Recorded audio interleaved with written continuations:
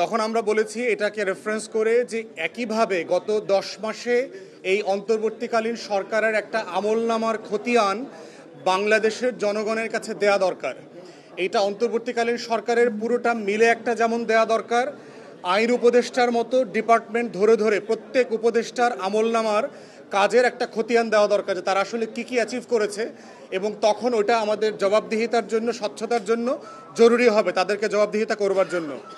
তৃতীয়, আমাদের পক্ষ থেকে যেটা বলেছি সেটা হচ্ছে নির্বাচনের ডেডলাইন নিয়ে যেই তর্ক বিতর্ক ভিন্ন মতটা আছে, এটা আসলে দূরত্বটা খুব বেশি না।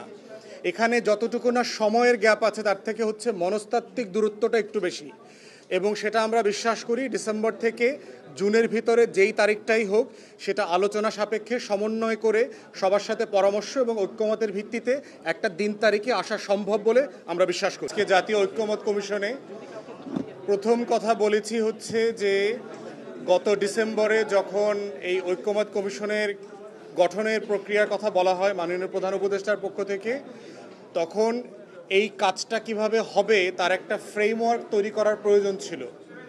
কারণ হচ্ছে যে ফ্রেমওয়ার্ক না থাকলে এই কমিশন আসলে কি অ্যাচিভ করতে চায়, কিভাবে অ্যাচিভ করবে এবং কোন ডেডলাইনের মধ্যে অ্যাচিভ করবে, এই স্বচ্ছতা এবং জবাবদিহিতাটা থাকে না।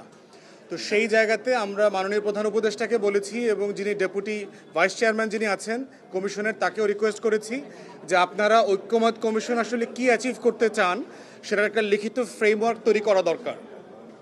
দ্বিতীয়ত বলেছি হচ্ছে মাননীয় যে আইন উপদেষ্টা আছেন ওনার দপ্তরে গত 10 মাসে কি কি সংস্কার করা হয়েছে সেটা উনি বলেছেন, একটা ফিরিস্তি দিয়েছেন।